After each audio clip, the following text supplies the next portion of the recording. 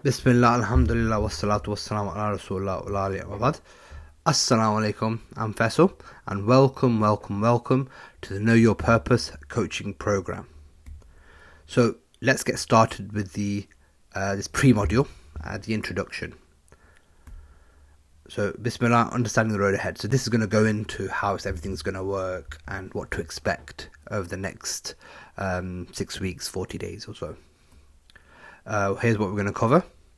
A world without purpose, understanding destiny, your purpose transformation, how the program was put together, how to get the most out of the program, general housekeeping and how the program is going to work. And so let's get started. A world without purpose. A traveller was lost. He asked a passerby for directions. "Where do you want to go?" he asked. "Anywhere." "In that case, take any road. It will make no difference." There was no goal, no destination, no direction. We are leading our lives in the same way. There is no guidance for someone who doesn't know where to go. In another example. Now imagine there's a dog chasing a car. Every time he saw the car, he would chase it and bark. A passerby saw this and said to his owner, "Do you think he'll ever catch up with one?" The owner said, "This is the wrong question. The real question is, if he ever catches up with one, what will he do? What is the purpose?" Without purpose, any action that you're taking is mindless. Now I want you to imagine that you're at a party. It's the best party you've ever been to, but you don't know why you're there. That said, the food is the best you've ever tasted, the atmosphere is good, everyone's dressed amazingly, the chandelier lights look stunning, the food is to die for, you see your friends there, you see new people there, really amazing company. So you ask around, what are we here for? Who's the party for? No one tells me, because no one knows themselves. Is it for a friend? Is it for a stranger? So you enjoy it, and you benefit and drink and you eat, but eventually you get frustrated, because there's only so much partying you can do, right? The reason you're getting frustrated is because we want to know what the point of the party is. Everything needs to have a point. Everything needs to have a purpose. Otherwise, we're just not satisfied. We can't fully enjoy it. And it goes against our fitrah, which is to know. This is how important it is. Mark Twain once said, "The two most important days in your life are the day you're born and the day you find out why." The day you find out why is your purpose. Now let's talk a little bit about understanding destiny. It is not the events of your life that determine your destiny, it is your decisions. So let me tell you the story of Dietrich. So Dietrich was a salesman and he was travelling in the Far East. So he's at the airport, he was tired, and he went to the fridge and grabbed a drink. He tasted it and he loved it. He says, "Oh my God, this is amazing. I've never had this before. We need this in Europe." So when he gets back, he gets in touch. And fast forward a few years, it's a $1 billion brand. It's super successful. And the name of that drink is Red Bull. Now, the reason for mentioning the story at this random point is how different would his life, and indeed the world, be if he had picked up water. That was, at the time, a tiny, insignificant decision which had a major impact. And what you guys have done by coming on board the program is you've made a major decision. So just from one conversation. And inshallah, this is going to have a massive impact on you and the rest of your lives. And that's my intention. I also want to address destiny at the outset, because some people think their future is fixed. Allah has written everything, so nothing can change. And I was speaking to someone recently who said that Muslims often don't aspire because the language we use is often disempowering. Now, I want you to start with Bismillah and the best of intentions. One of the core hadith that we have is actions are by intention, and every man shall only have what he intended. Ibn Rajab. Ibn Rajab, said that this is one of the hadiths that the religion revolves around.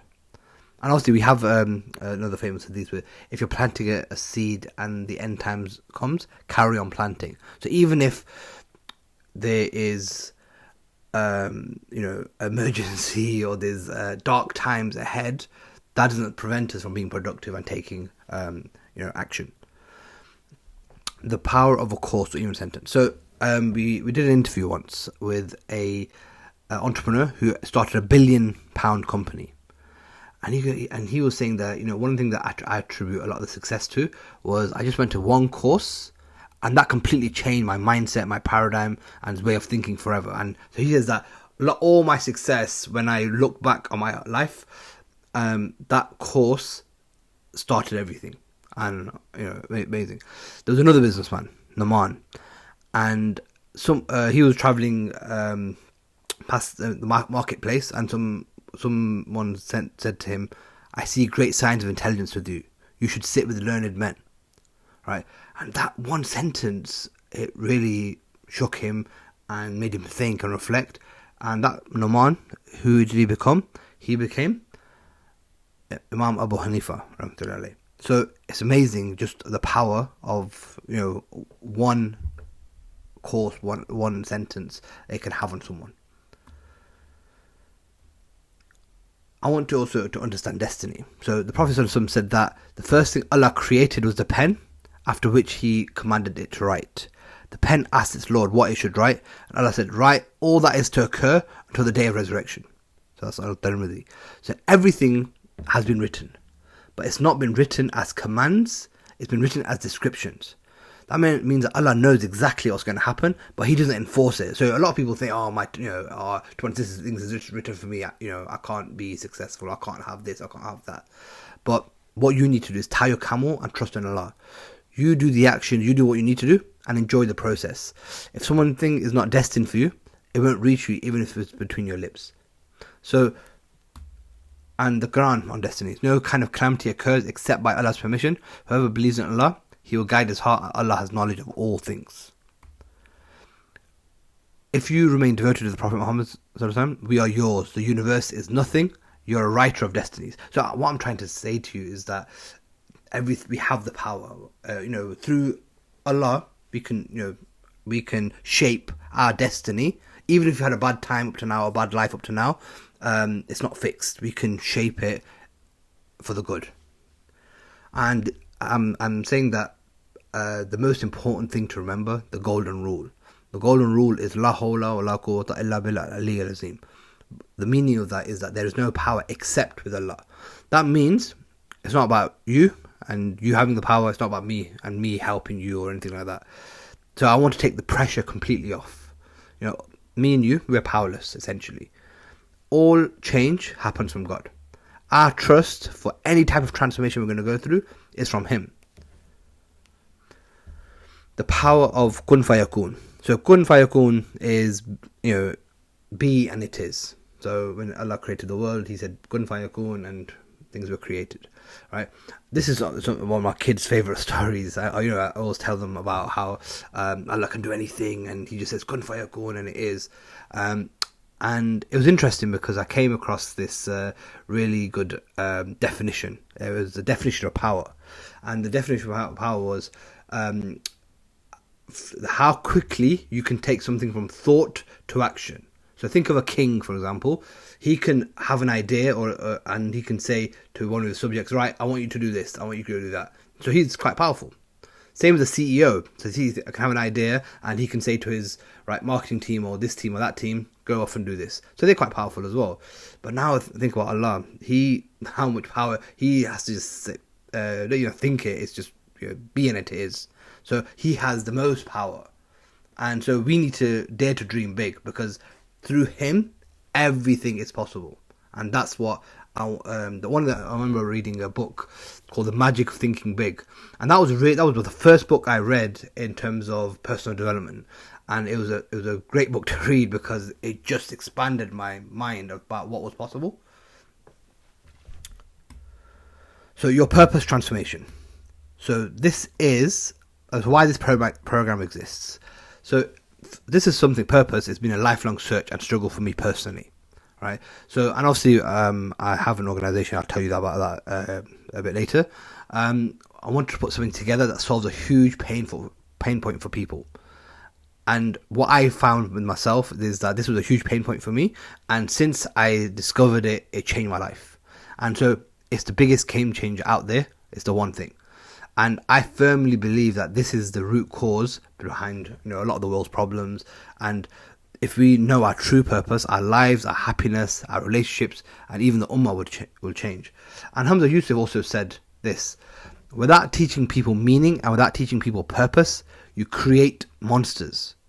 Every civilization understood that learning was to make a better human being. Learning was not to make more money. It was to make a better human being. So this is, if you're looking at why is the world so, horrible sometimes, or why is it so selfish, or all that kind of stuff. I mean, we're not teaching people purpose. So this is the purpose transformation, the current state and the future state. So let me just show you. So this is the transformation. So this is the current situation. Demotivated and directionless. So you might be feeling lost, lethargic, and feeling that life lacks meaning. So then obviously the training and the process we're going to be going through together, inshallah, and that hopefully will transform you, not hopefully, will transform you to the desired situation, which is the purposeful pioneer. This is where you're living a life filled with energy, enthusiasm, and impact through having clarity on your purpose, passion, and path in life, inshallah. So one of the most important things as well is to understand that everything that's happened in your life up to now has happened for a reason, but you might not know why yet. So do you know that there's no word in Hebrew for coincidence? So they don't believe in coincidence, they believe that everything is for a reason. And that's, having that concept is actually deeper than you think, because it prevents these feelings of meaninglessness and hopelessness, and we live in the time of nihilism and the death of meaning, all this kind of stuff. But actually, if you believe that this has happened, then it's probably for a reason. I'll probably learn from it in the future, etc., etc. Interesting story. So Robert Greene, who's the author of the book 48 Laws of Power, Mastery, he was telling.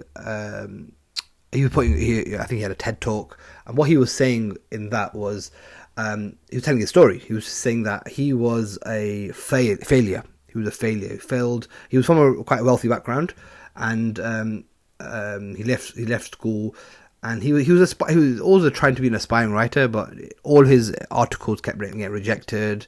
And so he kept doing odd jobs, waiter, a dishwasher, these kind of, and he just worked in these horrible places. And so his family had almost disowned him. He said that, look, they thought that this guy, despite my privileged background, I just made nothing of myself.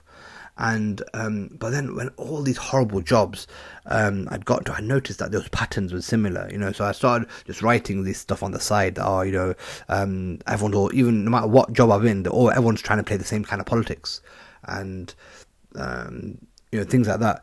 And what happened was, he was once, I was in Italy, and I was just in a lift, and the lift broke down.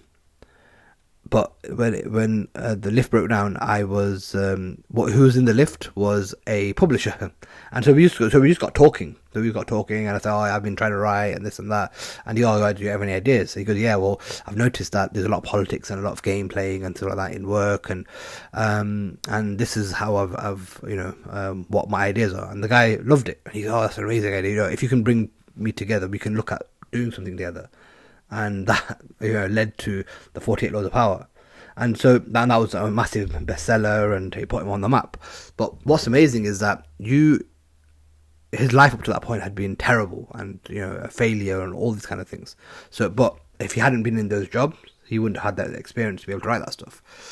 So I just wanted to share that with you, because your life might feel random, but it's because we haven't learned to connect the dots to dive deep into this. And obviously, again, this is not taught in school, but it's really powerful once you understand all the different patterns and trends that have had happen in your life, and what because they allow you to discover yourself and why you've been put on this earth. So the most important thing to know is to know yourself to know your Lord. So that's a famous maxim, not only in Islam but even in, I think Aristotle said it, and so the idea of this program is that it's a discovery process for you to ultimately know yourself, for the big picture, to know your Lord. And so everything will all make sense in the end. So you might think halfway, oh, you know what, yeah, I don't really understand how all these pieces together. But all I would say to that is, please just trust the process. Everyone's journey is different and it's all unique to you. So everyone on the program is different, and you will go through the same program and come out with different results because you're unique yourself. So that's just what I want to mention. Who you are at the start of the program will not be who you are at the end. So you are who you are today for a reason, but the person you need to become to achieve your purpose may be different. And so obviously we are forever evolving. So the idea behind this program is to reactivate you and for you to embrace change and become who you were born to be, inshallah.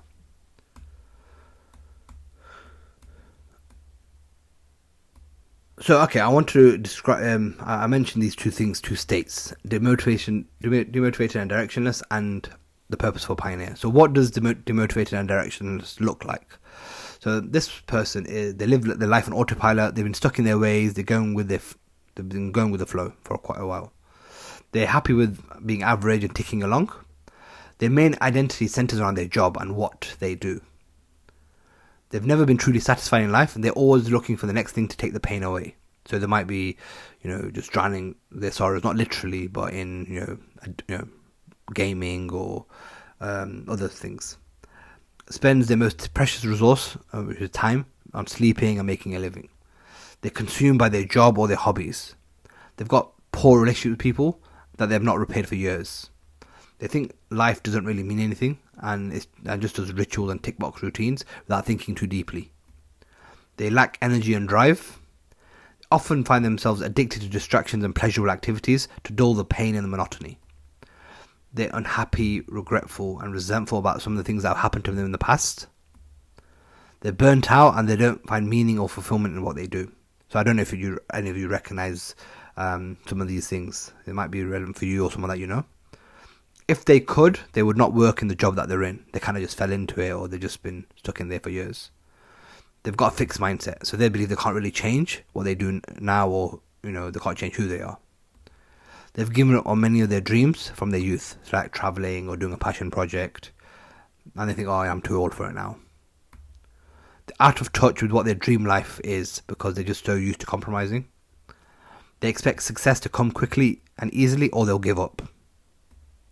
And they rely on themselves and their own motivation above all else.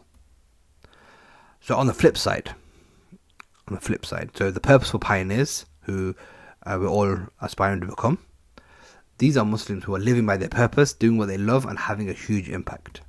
They're full of energy, drive, clarity and focus. Clarity is very important, by the way. They don't rely on a job or other people, but on Allah totally. They are clear by their end goals. They're very Jannah-centric, and every single day they feel spiritually nourished. They have a growth mindset and are willing to empty their cup and be coachable. They understand the vital importance of knowing one's purpose, and they're taking advantage of that. They're not perfectionists, but iterationists. And they're clear in how to make purposeful, quick decisions. They understand the power of transformation, and they're committed to transforming their life. They have clear values and principles and are able to use time, resources and energy more efficiently. They use systems to leverage their time and efforts and take action on work that they need to do. They expect things to be difficult but are willing to work hard and understand struggle is part of the process. And the more they struggle, the more resilient they're becoming. They're happy to invest time and money to solve this problem and other problems, to learn their purpose to get there faster. They value time, impact and fulfillment over money and status and want to reclaim back their freedom. They recognize that information is cheap and action is expensive, therefore they value taking action. They like being held to a higher standard and are solutions focused. They're humble and happy to learn and open-minded to consider new ideas.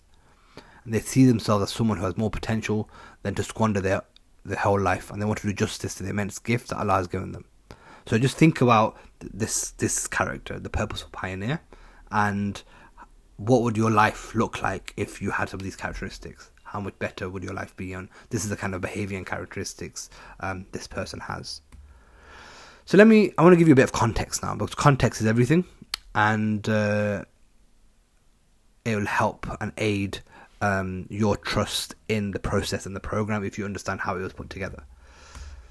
So I've probably spent hundreds of hours, literally, researching this, and the best part of 2 years putting this together. I've been studying education training and learning how to learn since about 2012, and I've also built an edtech course platform from scratch. So here are a few of the things that I've learned about putting together training materials, etc. The first thing is the importance of symbiosis to the learning process. So symbiosis is a biological term or ecological term, which is the relationship between two organisms. Right, and so sometimes you get the parasites where it's a one-sided arrangement, and they're just taking from the other organism, or you get the mutualists it's a mutually beneficial relationship. By the way, I'm going to have a lot of kind of biomimicry type of references because it's an area of interest for me. So you have these two types. What the school system is, for example, is very parasitic in the sense that there's one, it's top down. It's just one group is benefiting and the other is kind of there, getting paid or whatever, but not really benefiting from. It's not a mutual relationship. But what I have learned is that you need both parties to benefit. That's how the process is better. So think about it like this: you can put together something on a production line, and it's the same process in and out, and essentially what you create at the end of the production line is the same being or the same person. So essentially, school is a production line, and everyone who comes out has similar values, and even though they're individual people, they come out with kind of a similar worldview. But what we're trying to do, or what my belief is that it's more like watering a plant. So a plant, every plant is very different, and in terms of the seeds and stuff. And if you provide the resources, provide the environment, provide a really good all the things that it needs, it can grow in different ways, and it can grow for different purposes. So some might grow and then give, be a plant to heal. Some might grow and be a plant for shade, etc., etc. So that's that's quite important. Second is making learning interesting is key. So you've already seen big fan of storytelling. There's also going to be a lot of exercising and some paradigm shifting concepts. Shorter attention span. So I'm trying to keep sessions short, bite-sized, engaging. So one thing I would say is that the first few are a bit on the longer side because they're about setting context and they're about they're more content heavy. As we get deeper and deeper in the program, the sessions become shorter, lighter, because they're more action centric. So that's how the balance is. But at the same time, like I said, there's no rush. You should.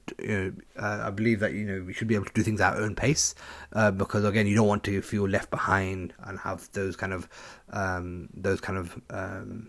mentality. So it's important that there's everyone can run their own race.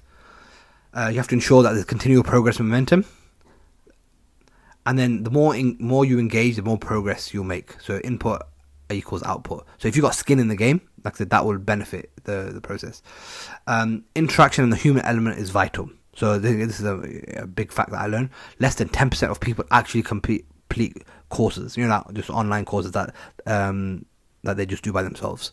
So this is why the coaching part of it every single week is so important, because that human interaction, it really helps with motivation to keep things going.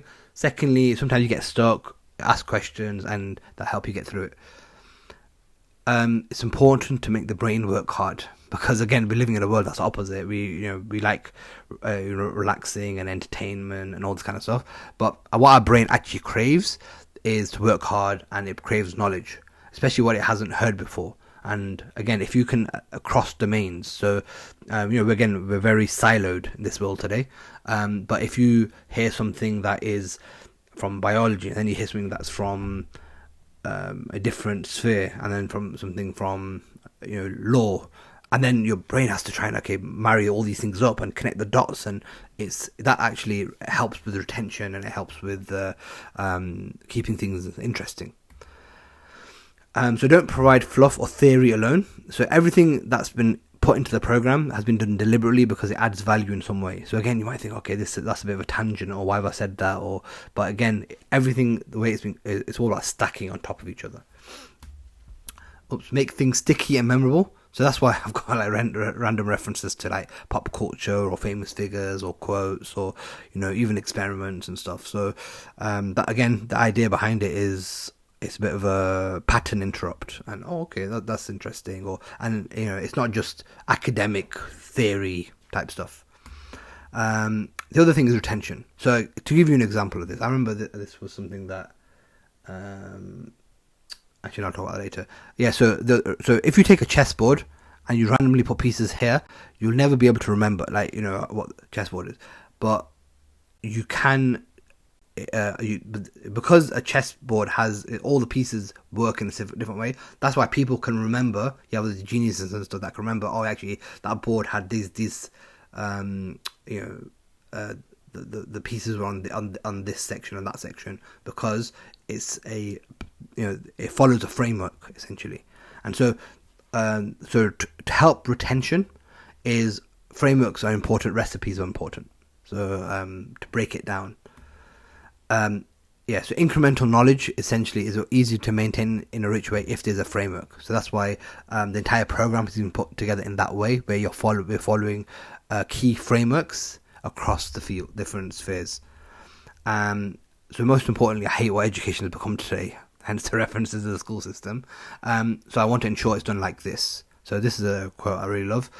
Whatever an education is, it should make you a unique individual, not a conformist. It should furnish you with an original spirit with which to tackle the big challenges. It should allow you to find values which will be your roadmap through life. It should make you spiritually rich, a person who loves whatever you're doing, wherever you are, whomever you are with, and it should teach you what is important, how to live and how to die. So the program has been put together with all of those aspects in mind, inshallah. Another thing to bear in mind, it's been put based on Quranic principles. So Hassan al-Basri said, the Quran was revealed to be acted upon. Instead, people took its recitation as their required deed. So the Quran itself is what inspired the generation that first established Islam, right? It was, that's how we got our first golden age, because they followed what was in the Quran to the letter, right? And it's going to inspire the generations that will revive Islam. I remember reading the story where the Prophet said his face turned red and he got angry when Hazrat Umar started reading the Torah. So again, why? Not that he was against reading the Torah or anything like that, but just that story tells you that the Quran should always take preference and priority. So the Quran is the foundation of this entire program, and it's been supplemented with hadith, seerah, and stories of the prophets. And I've used our own methodology to put it together. So taking from the intersection of the two C's. So the foundation, again, being the Quran and Islamic concept, but then taking from the Western world also, and fusing it together. So obviously I've done lots of research. I've read probably over 70 books. Let me show you the two C's model. So that's what the two C's model looks like, where on this side of the Venn diagram, we have logic, science, Western, secular, academic type of content. And then we've fused it together with Islamic, Quranic, spiritual, intuition. And basically, where these two C's meet is where wisdom and kind of deeper insights can be found. Hence, that's kind of been the backdrop towards putting it together. So another thing that's important, first principles thinking, using mental models and biomimicry. So a lot of this is aimed at resetting what we think we know, removing the dogmas and doctrines that have been kind of indoctrinated into us, and then rebuilding it back up bit by bit. And because I'm an advocate of learning how to learn and using alternative methods to elevate our thinking, so all of this stuff has been borne in mind when putting this together. So Bill Gates, so I mentioned earlier the power of frameworks to aid retention and implementation, and each stage is based on a unique framework. The reason for mentioning Bill Gates is, I promise, the only time I'll mention him, It's because that's I think he was interviewed, and one of the interviews, that's what he said. He says that the only way to learn, or the best way, like one lesson that he has learned about learning, it's just been the frameworks are the most important things. Tried and tested. So this is the thing. This is not theory. This is not. This has been proven. I've tested it via pilot. I've got real student transformations, and I've gotten feedback to then improve it and iterate it and stuff. So again, you can be reassured that this process, it works. You have to give it you have to put the work in. It's been inspired by giants. So what I've found in this journey is that there's an abundance of information available in self-help books. So obviously, I'm a big fan of like personal development and stuff, but often a lot of that stuff lacks the spirit. It lacks that kind of Islamic perspective, and so it's very good kind of top line and take concepts from. But what I found is that there's not really too much out there that's written in Islamic books about this vital subject. But what I found is that there's 4 key people that's highly relevant that we can take from on this purpose journey. So these are Malcolm X, Allama Muhammad Iqbal, who's a philosopher from Pakistan, Abu Hamid al-Ghazali, who's obviously a famous Islamic scholar, and then Rumi. So obviously I'll be referencing their work at very regular points throughout the program, but also in each segment in particular. So we'll come back to that. So again, it's designed to be practical and implementable because the purpose is transformation. So anyone can benefit. It's full of exercises and worksheets helping you to discover yourself. So have fun while you're doing it. And all these worksheets will be in the portal. So you don't have to share them with me, and because I appreciate some of the information, they might be personal, but you can if you want me to take a look during a coaching call, for example, or if you want feedback on this and that. I'm more than happy to look at this stuff and advise you. So another thing, why is it a 40-day program? So the number 40 is hugely significant in Islam, and it shows itself repeatedly throughout history. Prophet Musa, for example, spent 40 days and nights on Mount Sinai, where he received the 10 Commandments. He also travelled 40 years in the desert. The Quran itself explicitly identifies the age of 40 as a significant milestone in a human's life, when he attains full strength, and he says, "Grant me the power and ability that I may be grateful for your favour, which you have bestowed upon me." The Prophet also revealed his prophethood at the age of 40. Prophet Ibrahim spent 40 days in a fire, and and obviously lived because Allah made the fire cool for him, and like flowers. And so some narrations say that Prophet Yunus alayhi salam was in the belly of the whale for 40 days. 40 was the number of days that Prophet Elias spent in the wilderness before God appeared to him. Prophet Dawood and Suleiman each ruled for 40 years. The flood of Noah alayhi salam, it rained for 40 days and 40 nights. Prophet Isa alayhi salam walked the desert and fasted in the wilderness for 40 days. You get the idea, right? Obviously, loads of mentions in hadiths as well. Prayers of those drinking wine are not accepted for 40 days. Assisting a blind man for 40 steps would ensure heaven, etc. So 40, 40, 40, it's every year. It's patterns. Again, patterns is another theme that you'll see that's regularly mentioned. So inspired by this, what a lot of scholars, sages and mystics have prescribed is 40 days is the time required to develop consistency in habits and achieve spiritual progress. So that's why I wanted this all to be in a 40-day kind of program. Obviously, you don't have to complete it in 40 days. And I appreciate everyone is busy, everyone has their lives, and so you might only have an hour a week, a couple of hours a week, something like that. But you've got a lifetime to kind of start figuring it out. This is the beginning of the rest of your life, inshallah. But I just want to give you that context around why it's a 40-day program. So, but all of this in mind is that I believe the next 40 days will completely transform you. So here's some important caveats. So first of all, I want to say that this is not a religious program per se. I'm not trying to indoctrinate you towards any sect or anything like that. What I'm trying to do is trying to transform your thinking and the way you kind of see things in life. Having said that, obviously it's been put together with my own inspirations and with the things that have helped me in my journey. So obviously that's why there's a lot of elements that are very faith-based, because that's something that's important to me. So it's not just for Muslims, anyone can actually benefit, but as it's a key part of my mission, that's why it's tailored and been done with Muslims in mind.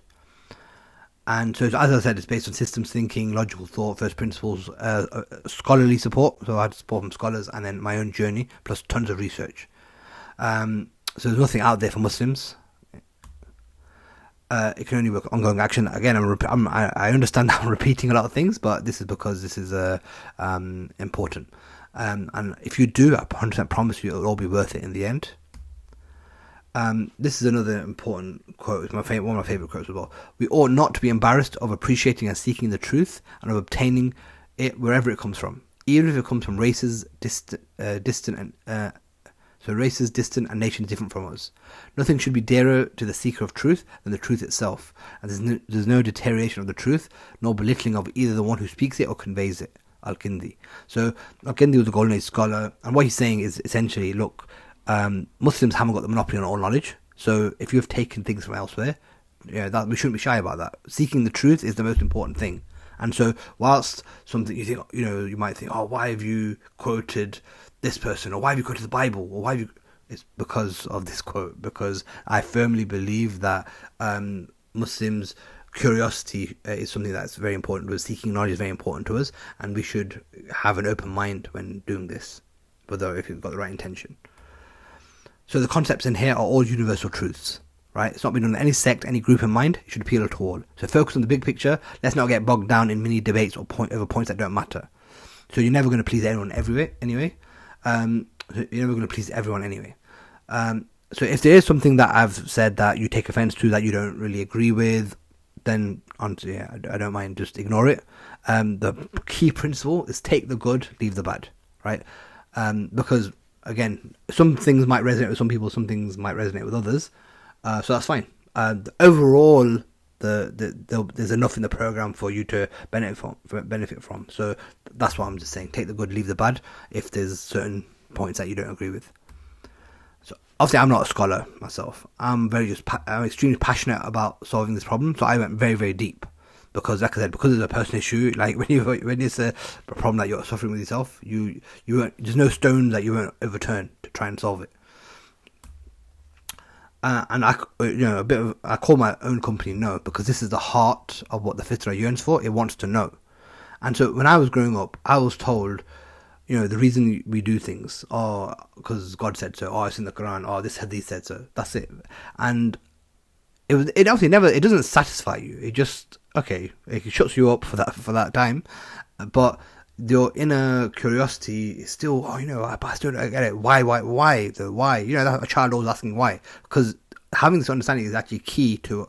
And so that's why I've done a lot of the way I've put it together. I've put it together in a way that I would want to know. I would want that understanding. Because I could have gone very top line and just told you about the frameworks, and maybe for this day and age that is better. But what truly transforms you is having that deep understanding. This is why. If you understand why, then you can then stay the course. So that's it. So once you know the depth behind the key things that affect you in your life, it gives everything meaning. So how do you get most out of the program? Empty your cup so that it may be filled. Become devoid to gain totality. So Bruce Lee said that. So obviously what he means is that if your cup is already full, i.e. you already know everything, then you can't take any more information in, or you can't take any more knowledge in. So you do have to come to it very open-minded and forget what you think you know. Be open to new ideas, new concepts. Let it wash over you. If you open your heart and your mind, even if you learn and implement one thing, it'll make everything worth it. So don't skip. Don't think, to be honest, I already kind of know my purpose is to worship Allah. That's fine. Let me skip to section 2. No. Because it's designed to stack on top of one another, like building blocks. If you skip on to section 3 and you haven't done section 1, some of the stuff later might not make sense. So it pieces together like a jigsaw. 2 things become incumbent on you when you learn something. First of all, it's incumbent that you implement it. The Prophet ﷺ said, whoever acts according to what they know, Allah will give them knowledge of what they did not know. And then he ﷺ sought refuge from Allah from the knowledge that did not benefit. So if you learn something and you do not implement, that is knowledge that will not be of any benefit. So that's a warning to you that this is something that if you learn it and it's useful, implement it. And it becomes incumbent that you teach other people. So disseminate and share what you learn with others, because this also will help your retention. They say that you retain 10% of what we read, 30% of what we hear, and 95% what we teach others. That's why sometimes, you know what, if I learn something, I will send a quick WhatsApp voice note summarizing it to someone, or my wife, or even myself. Sometimes I've got a WhatsApp group with myself, and I'll just send it with to a different number that I have, just so I've voiced it out, and then it helps with that retention. Take action. It's not a YouTube playlist. Don't do it passively. Don't go to the next section without completing the activity. And don't worry if it takes longer than 40 days. And obviously, I know we've got busy lives and you'll be supported throughout. Trust your mentor. So whoever enters the way without a guide will take 100 years to travel a 2-day journey. So that was by Rumi. So obviously the Prophet said, if you in this way you have no more faithful companion than your works, how can these works and earning in the way of righteousness be accomplished without a master? Can you practice the meanest profession in the world without a master's guidance? Whoever undertakes a profession without a master becomes a laughingstock of city and town. Rumi. So again, that I'm your mentor for this process. So you might not like the things I say, you might disagree with them, etc. But again, just 2 days would take you 100 years otherwise. Great. Okay, important things to remember. So obviously, this is the core lessons here are fundamentals that last a lifetime. They're core principles. So some of it will challenge you and push you out of your comfort zone, and you just need to remember that diamonds are created through pressure. Your life and relationships right now are exactly how you've designed it. So you're responsible for what you have right now, and you're responsible for the results that you get in this program. Right? Embrace the resistance. So by coming on this program, you're choosing to play at a new level that goes against the grain. It goes against Shaitan. It goes against what the world wants for you. And that's going to attract new resistance. So you need to expect it. Remember the plane that takes off against the wind? The plane takes off against the wind, and gold is purified with fire. So there's a really nice quote here. In each moment the fire rages, it will burn away 100 veils and carry you 1,000 steps towards your goal. Rumi. Yeah, so all I'm saying is that it's not going to be easy. Carl Jung also said, man needs difficulties, they're necessary for health. So what you naturally seek to do, and instinctively, is try and avoid pain. And it's especially, so that's true whether, you're trying to build the body, like go to the gym or whatever, or when you're trying to build the mind, so sometimes you might get frustrated and stuff. But it's especially true if you're confronting your own imperfections. So for example, like the past or something that might have happened, or why you're not where you want to be, etc. We want to avoid that. We just want to feel that that safety of actually I'm doing okay. We want that comfort. But remember, think about the end destination. You want to be the purposeful pioneer. So forget all this stuff and just focus on that and embrace all this stuff, no matter how difficult. Again, there's just more emphasis on doing the work. Nothing's going to change for you if you don't. Don't wear the failure uniform. So I've been trying to help and working with people and training people for over 10 years. So I've seen patterns of success and failure. So people who wear the failure uniform, what they look like, they feel like they know everything. They're impatient. They don't embrace the process. They have a fixed mindset instead of a growth one. They use interaction as a replacement for success. They try and understand everything academically instead of practically for the purpose of implementing it. They get disheartened that others are progressing quickly and before they've gained their own momentum. They don't ask for help during the coaching call, but then they demand, I haven't got anywhere, or I need one-to-one support and stuff. They tell stories instead of asking questions. So if you ask questions, you'll get an answer. Good quality questions equals a good quality answer, and it'll get you close to where you need to go to. People who play the victim and they blame anything or anyone else other than themselves. Obviously, again, people who attempt to do everything except the work and taking the big actions. So you might be thinking, oh, actually, what I'll do is I'll redo this, or I'll think about this, and you're thinking you're doing the purpose work, but actually, if you're not taking the actions that have been stipulated, you're not doing the right thing. Sometimes the past is painful, so, you'll be tempted to just do a top line. No, don't. Go deep. Nothing's a failure. Some things you try and it's not the right thing, and you won't end up with more purpose or more fulfillment yet.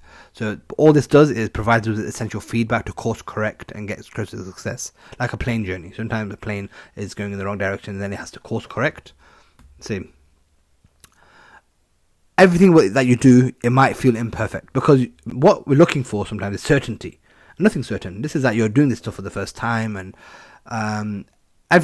expect everything to be imperfect. That's what taking big leaps forward actually feels like. So being comfortable is bad. So as you grow, this feeling is normal, and it will get easier and easier. Be willing to do anything and everything it takes, right?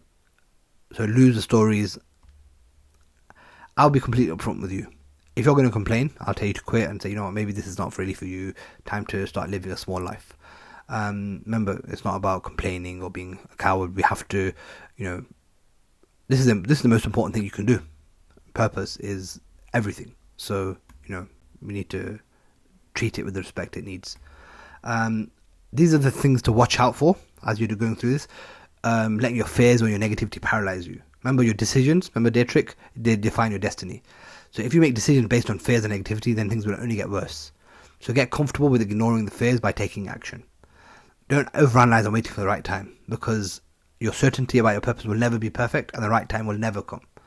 And you'll never feel completely comfortable doing this. So take action right now, even if it feels completely wrong. Remember, Shaitan is our sworn enemy. His only objective is to take us off our purpose. So if he's going to tempt you with and whisper to you, oh, you know what? Are you sure about that? This is a trick. So you just do it. And nothing will cover up a lack of action. Again, how many times am I mentioning action? Because it's critical. It's critical to this. So, your freedom, fulfillment, and growth is directly related to the action that you take. Yeah, so again, don't work on anything that isn't critical to the transformation. Don't let perfectionism paralyze you. Being selfish instead of selfless. So if you focus completely on yourself or what other people will think, instead of what you can do for the people that you want to help. So follow the program as it's designed. Do not skip through. And I might if you don't listen to the advice given, again, that's your prerogative. But as I mentioned, it's designed using a proven process that works every time. So that's your call. Again, there's no race. Everyone is going to get results at a different pace, so don't compare yourself. We'll all get there in the end. Don't entertain your doubts. You will get doubts, naturally. It's completely normal. Will this work? Am I doing the right thing? But don't linger on these. Remember, doubt kills more dreams than failure everywhere. So this is the typical journey of this process. So, not today, you're quite excited. Oh my God, yeah, I'm going to do this program. Maybe within a week, you might start feeling a bit down. Oh, you know what? It's actually harder than I thought. Or actually, I'm not sure I've got the time for this, or all this kind of stuff. But stick with it. Ride through that plateau, and towards the middle of it, okay, you know what? Actually, this is starting to make sense. Yeah, I'm getting it. And then towards the end, you start again. Oh my God, that is actually a really good insight. Oh my God, this is making me think in a different way. And then by the end, you're like, oh my God, this has completely changed my life. Inshallah. Anyway, but that's typically how your emotions will go up and down in this process. So all all that side, how is it all gonna work? So let me take you. These are the 4 outcomes or the learning stages. So the first thing that you're going to be going through when the program starts is this first thing: know your purpose. So understanding why we're here, beginning the end in mind. This is all about the macro, meaning what is the human here for. So knowing our purpose as humans, as Muslims, etc. The second part, once we've done that and we've established it and we've understood it, then we go into know your potential. So this is understanding yourself deeply. You do a deep dive and understand yourself and all the different things that you're made up of, who you really are and who you can be. Yeah. Then we go into the third stage, which is know your path. So this is all about your mission. So everyone's been given a certain mission based on the gifts that you've been given, etc. So understanding your mission and being more deliberate about what you do. And the final one, once you've done that, is know your process. So now you're clear about our overall mission as overall purpose as Muslims. You're clear about yourself and all the different things that you've got and the gifts that you've been given. Then the third stage gives you the mission or what you should be aiming to do in your time here. And then how do you marry all this stuff up? How do you put it all together so you can actually start living that life? So this is all the practical steps that you can now take towards it. And then, as I mentioned, everything's going to be framework. So framework 1 for the knowing your purpose as Muslims, this is essentially what it looks like. It's made up of our purpose as Muslims is made up of sub-purposes. And this is all what it looks like. So inshallah, I'll be going through each of these stages. I think around day 5, day 6, right? So that's the first framework. Second framework. So this is all about knowing yourself, and we're going to be diving deep into each of these areas about yourself. So your personality, understanding your abilities, your temperaments, all this kind of stuff, because these are all the things that make up you, and you having all these data points will then help you come to a deeper understanding of where you should be doing instead of what you are. Then we put all this learning into this kind of framework, which is the Know Your Path framework, and this is where we look at, okay, what are the things that you could do? Can you serve? What kind of work can you do? How can you monetize that work? So it gives you that kind of understanding. And then the final one, which is all about taking action. This is the framework that we use to be taking action. So the direction you're going to be taking, how can you add urgency to it, what are the actions, how can you break down the actions, and then what systems can we put in place to actually do it and stuff. So yeah, so that's how it looks. As I mentioned, it's 40 days long, but you have ongoing access to the content portal, community and coaching calls. But like I said, the best thing you do is to do it when the momentum's high, excitement, motivation, everything's at its peak. So, go through it as quick as possible. Time goes by fast, so make sure you watch the videos and take action, stay focused. Go deep, go with urgency. It's like a water pump. The more you pump, the more water will come out. There'll be dripped content, so you can start by going through that content. You go faster if you want. So instead of, you can go through at 2 speed or 1.5x speed, which is fine. And then you can complete the action items and then attend the coaching calls each week. They typically run for 1 to 2 hours. They're held via Zoom, and I'm going to obviously give you the Zoom link for that and bookmark it. Make sure you join in on the coaching calls, and don't worry, there's people are there, etc. Sometimes the biggest paradigm shift can come from a question that someone else has asked. So there's actually massive benefit. There's actually more benefit in group coaching than one-to-one, it's been seen. If you miss the coaching call, you can watch the replay. Everything will be recorded, so we will put replays up in the portal as well. Go through the worksheets after the video, so most are self-explanatory, and do the activities, even if it doesn't make sense. As I said, I've given you guidance in the worksheets as well. Look, it doesn't have to be perfect, just go through it top line, etc, etc. And as you go through the program, the work you did on earlier worksheets begin to really help. So be self-aware. A lot of the discovery about identifying patterns. Obviously, what I would say is that there's a community that I'm putting together as well. So ask questions and respond to others in the community. Everyone else is going on the same journey as you. So help and support each other where you can. And I'll be answering questions in the group as well on my team. Alone we can do so little. Together we can do so much. That's the power of community. So here's what we covered. We covered a world without purpose, understanding destiny, your purpose transformation, how the program was put together, how to get the most out of the program, and general housekeeping. And your action items. So I've got a worksheet where you're going to answer these questions. What impact has not knowing your purpose had on you in your life up to now? Explain. What do you hope to achieve and accomplish by the end of this program by discovering the purpose? So write down your end objectives. What will you do to ensure everything in your power to ensure you make the most out of the program and the support available to get you the result you're looking for? So again, write that down, get that certainty. Remember the golden rule? So pause this video, or it's about to end now anyway. But say Bismillah, put your trust in Allah, and make lots of dua for your success. And set a time slot each week or in your day or in your week to work on the program. So choose a time and place you'll be focused, and this should include time to go through the content as well as taking the action. And that is the end of this module, and I'll see you on the next one.